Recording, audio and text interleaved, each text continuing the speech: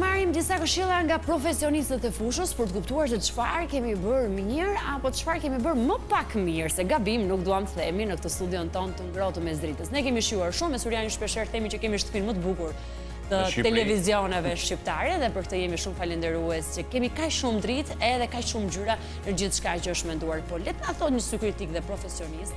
Ai një peshku po me ascendenta krep si Agisa. Agisa shumë kënaqësi që jemi së bashku në studio interior design profesion dhe profesore gjithashtu. Faleminderit. Si të duket kjo shtëpi e re? Më duket plot dritë, plot ngjyra, plot jetë edhe kam përshtypjen është një ambient që të jep shumë pozitivitet. Ashtu është. Mundohemi, është vendi. Se pozitiviteti është si lulja, po ujite bëhet e madhe dhe me energji. Unë mendoj që në përgjithësi ambientet i përshtaten ose personat dhe ambientet janë gjithmonë në korrelacion me njëri tjetrin. Pra ecin gjithmonë bashkë. Në sintoni. Pra ti thua se njerëzit jo fort të mirë, nuk kanë shtëpi të bukura? Jo, njerëzit, mendoj që njerëzit në kryesisht që janë pak të vrenjtur, monoton, kanë preferenca të tjera nga ata që janë solar, të qeshur, me dritë. Pra ti po më thua që një person që është i vrenjtur dhe ndoshta jo shumë i qeshur, shpinë e ka gri. Shikon, nuk dominon gria. Kaq detaje, por gjëja që unë do të them është ne njerëzit kanë në përgjithësi preferenca të ndryshme. Në përgjithësi ata që janë kryesisht të veshur metalar, të zezën e duan dhe në shtëpi, e duan në mure, e duan, pra është pak a shumë karakteri që i përshtatet ambienteve. Ne nuk kemi bërë as edhe një gabim këtu? Dhe ambientet që i përshtaten karakterit. Çfarë sheti në ka një gjë që mua më bën përshtypje në momentin e parë që hy është ndriçimi. Okej. Është ndriçimi, është kontrasti fort i ngjyrave. Kontrasti fort i ngjyrave është ai që t'jep impresionin e parë. Pra është portokallia që lexohet shumë me të bardhën, është bluja që lexohet me portokallinë dhe bluja që kontraston gjithashtu me të bardhën dhe druri është ai që i neutralizon të gjitha. Të gjitha. Sepse sigurisht është një material neutral, më afër natyrës, më i qetë. Pra ka një balancim. Çdo kishe bërë ti ndryshe në këtë studio? Çfarë do kisha bërë ndryshe? Në cilën pjesë, po më thua, në një element specifik apo në përgjithësi? Në ky kondicion që ndodhemi ne. Mendoj që është okej. Nuk do bëje diçka. Nuk do bëja diçka ndryshe. Kjo tregon që s'kemi. Mendoj që është okej. E di pse mendoj që është okej? Se pavarësisht që ka kontrast, ka shumë element të bardhë mbrapa që të lënë të lexohen veshjet me ngjyra që do kenë të ftuarit, veshjet që do kenë prezantuesit të ndryshme. Pra të kontraston, po dhe të lë hapësirë balancimi. Mirë. Okej, na i dha të gjitha përgjigjet. Komentin të për studion tonë e morën vesh, faleminderit shumë, ne na bën të ndihemi akoma më mirë, por na thuaj pak për gabimet që shqiptarët bëjnë në shtëpitë e tyre kur vjen puna tek pozicionimi i orendive, pozicionimi ndoshta i ornamenteve, që praktikisht mund ta bëjnë ambientin më të zën, më të vogël, perceptohet më i vogël. Çfarë bëjnë gabim dhe çfarë duhet nisin të bëjnë tani? Për ta bërë ambientin më të ngjyrat, unë them si fillim, merremi pak me pjesën e ngjyrave. Okej. Një ambient ose në një ambient ku mund të gabohet? Mund të gabohet në momentin e vendosjes së ngjyrës, pra përzgjedhjes së ngjyrës si fillim. Nëse do jetë një ngjyrë e errët apo do jetë një ngjyrë e lehtë. Nëse do jetë një ngjyrë e veçantë, pra që nuk kam vendoset në ambientet e shtëpive apo do jetë një ngjyrë komune. Nëse ambienti dhe kjo sigurisht është e lidhur me pjesën a është ambienti djellëzuar apo jo, a është ambienti i madh apo jo. Vendi ose problemi tjetër do thosha është kryesisht me vendin ku do vendoset pjesa e ngjyrës. Pra do vendoset ajo në një paret vertikal, do vendoset ajo në një paret horizontal apo do vendoset në elemente të caktuara, dekori, ornamentesh, mobiljesh të ndryshme. Dhe pjesa e tretë është se sa do jetë sasia e kësaj ngjyre e përdorur në ambient.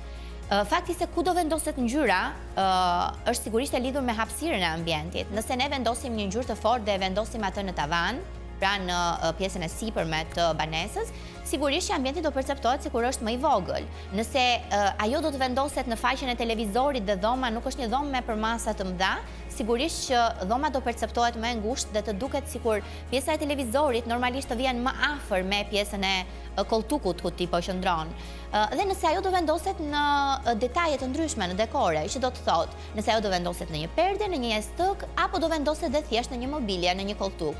Pra i gjithë shtëpia të jetë neutrale dhe të ketë vetëm për shembull një koltuk që lexohet fort apo një element ndriçuesi, për shembull një ndriçues të varur i cili mund të ketë një ngjyrë të fortë që lidhet me koltukun, ndërkohë që shtëpia mund të jetë me ngjyra neutrale si ato që shohim në ekran. tani. A keti Agisa të bërë shpesh herë me njerëz që mund t'jenë konfuz se çfarë duan? Që do të thotë, ka një hapësirë të vogël, duan një stil minimalist, po nga ana tjetër u teket që të kenë diçka dhe neoklasike aty, apo diçka që kanë parë diku tjetër, po nuk shkon në shtëpinë e tyre. Në 99% të rasteve njerëzit janë konfuz. Njerëzit janë konfuz sepse blejnë apartamente, të cilat janë apartamente kryesisht mesatare ose të vogla. Dhe ndërkohë fotot që shohin për frymëzim nga Instagrami, nga Pinteresti janë foto vilash. Penthouse, zakonisht e sipër. Kështu që momenti i parë që i konfondon janë fotot që vinë, dua kështu shtëpie, dua këto ngjyra, dua këtë stil mobiljesh. Por harrojnë që apartamenti i tyre është 5 metër katror, apo jo? Dhe duan tavane të varura, ndërkohë që apartamentet sot janë apartamente kryesisht të ulta.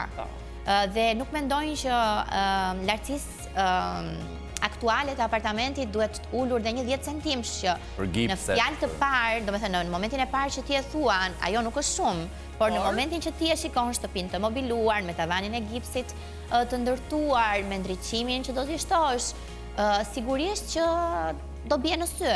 Gjëja tjetër për shembull që kërkojnë është ndriçues të rënd të varur, ndërkohë që duan tavan e gipsi.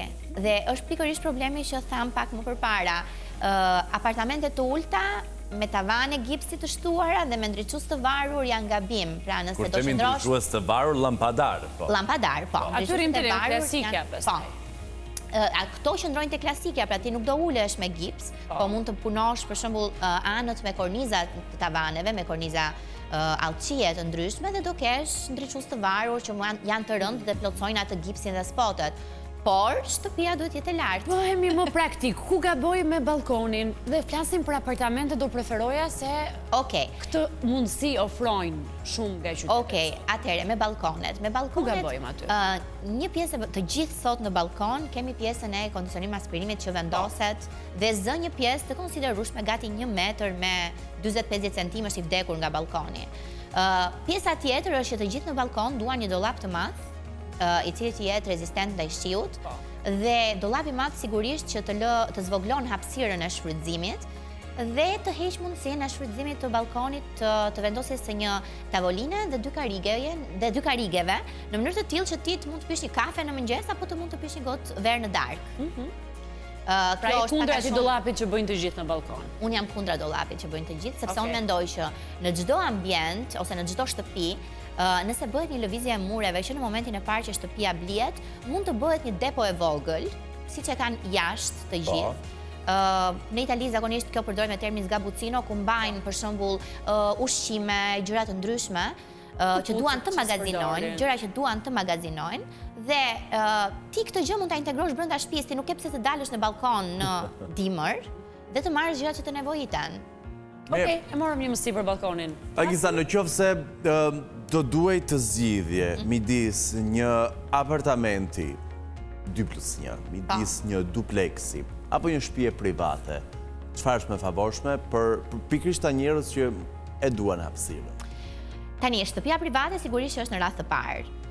Dupleksi është në radhë të dytë, unë personalisht do preferoja dupleksin. Dupleksi është në radhë të dytë dhe pastaj sigurisht në bazë të mundësive 2+1 apo 1+1.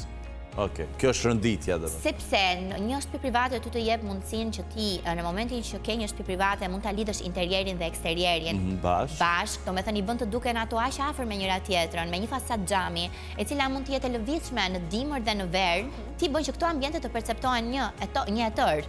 Dhe në momentin që ti je në dimër dhe ke xham, ke mundësi vizibiliteti, pra nuk shkëputesh plotësisht. Dhe kjo të bën ta përjetosh ambientin më nga afër, të jep më relaks, të shplodh sigurisht nga dita e ngarkuar që mund të ketë secili që është në punë gjatë kohës. Një dupleks të jep mundësinë e një vile brenda një pallati, kompleksi ose godine polifunksionale brenda një pallati. Mendoj që është më interesante. Është shumë më interesante. Sidomos nëse do t'ishte në katet e fundeve, në katin e fundit të pallatit. Po, patjetër. Do ishte akoma më se ngjan me një mini penthouse. Po.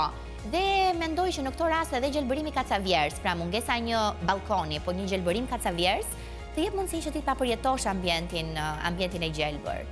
Pastaj, ajo pjesa e 2+1-shave, 1+1-shave, sigurisht që balkoni do përshtatet te këndi ku tham një tavolinë dhe dy karige, sigurisht që mund të ketë o gjelbërim kacavjerës, ose mund të ketë një fasad të gjelbëruar, pra elementi ndërthurjes së drurit me pjesën e gjelbërimit dhe me pak ndriçim, të bëj që të përjetosh dhe një balkon 1+1. Ta bëjmë të jetueshëm. Ta bësh të jetueshëm dhe të mos t'i largohesh gjelbërimit dhe natyrës.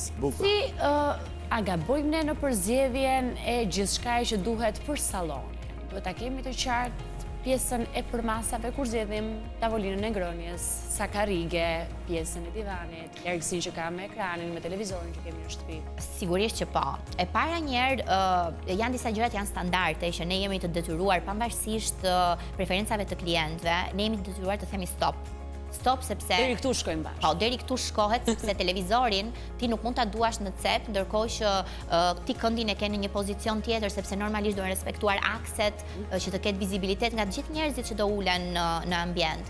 Në përgjithësi njerëzit kanë tendencën që duan, kohët e fundit vinë dhe duan kuzhina të lidhura me pjesën e soggiornos, pra të mos ketë një shkëputje të mobiljeve dhe e kërkojnë gjithmonë, dhe kjo për të vetmen arsye sepse apartamentet janë të vogla dhe duke qenë apartamentet e vogla kërkojnë magazinim, kërkojnë dollap dhe mendojnë që duke lidhur këto dy element, soggiornon dhe kuzhinën do kenë më tepër hapësirë. Por nga ana tjetër, kjo mund të jetë një ndihmë funksionale, për mendimin tim jo e nevojshme në pjesën e sallonit. Pra mund të ketë në korridore, në dhomat e gjumit magazinim, mund të ketë krevat me kontenitor, pra nuk është nevoja që ne të bllokojmë, sepse në këtë rast ka anën pozitive që ti ke magazinim, por bllokon pjesën e hapësirës, e cila është gjë të cilën ti nuk ndërhyn dot më vonë, ose do ndërhysh, po do ndërhysh me kosto të lartë.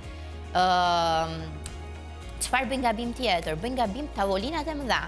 Për shembull, kryesisht familjet shqiptare janë familje që mblidhen për darka, për dreka, në shtëpi. Po. Kjo do të thotë që nëse ti ke një ambient të vogël, nuk është e thënë që ti të kesh një tavolinë gjigande, sepse nëse ti ke një tavolinë të madhe, pra më të madhe se mesatarja, duhet që të kesh një kënd më të madh se standardja, duhet që të standardi duhet të kesh një kuzhinë me përmasa më të mëdha se standardja, ndërkohë që nëse ti ke një hapësirë të vogël ose një shtëpi mesatare dhe të gjitha pjesën tjetër i ke të vogla mesatare që kategorizohen, sigurisht që do marrësh një tavolinë të vogël me mundësi hapje dhe mbylljeje. Po, mund t'jetë më fleksibël, pra që ti t'ja ndrosh për masa. Nëse ti ke një shtëpi të vogël dhe ti mund të kesh mundësi magazinimi në ambientet e tjera, sepse çdo gjë shikohet në kompleks. Pra ke mundësi magazinimi në korridore, në dhoma, poshtë krevate, mund të tentojmë te kuzhina e gatimit, të mos jetë ajo kuzhina standarde e cila është e mbyllur nga fillimi në fund, cep më cep, por mund të ketë dhe thjesht, domethënë të lexohet pjesa e pllakave, të ketë dy sergjen të bukur, të cilët mund të kenë ndriçim, të cilët diku mund të ndërthuren dhe me pak gjelbërim ose me pjesë ndriçimi të varur, pra jo kuzhina standarde cep më cep. Kjo lloj zgjidhjeje të jetë më shumë ajër dhe të bën që ta perceptosh ambientin si më të madh. Më të madh. Por sigurisht duhet përballemi me psikologjinë e atij që po i bën zgjedhjet. Të pjesës së magazinimit që është më e rëndësishme. E fundit, shkurtimisht, dhoma e gjumit. Po, dhoma e gjumit. Aty ku gabojmë. Tani, te dhoma e gjumit, në përgjithësi njerëzit kanë preferenca të ndryshme.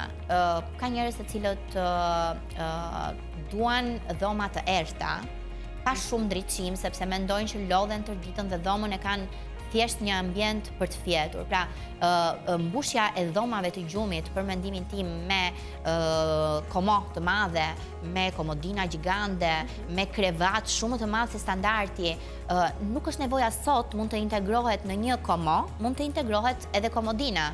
Pra në hapësirat që neve dhe mund të shohim në internet, shumë njerëz shohin, ti ke krevatin, kokën e krevatit, në një anë ke komodinën dhe në anën tjetër ke një komodinë të integruar komo.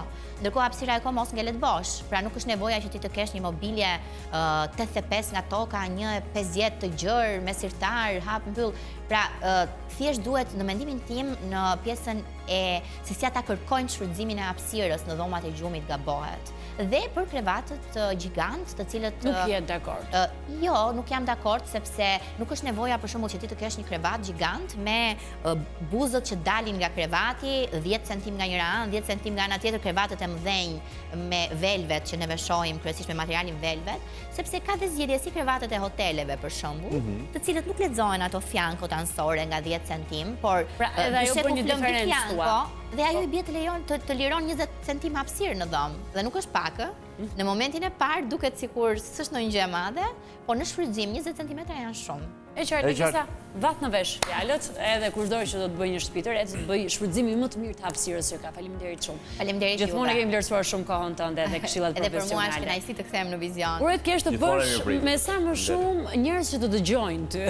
Kështu që shkojmë, shkëputemi shkurtimisht dhe kthehemi tek Florenca.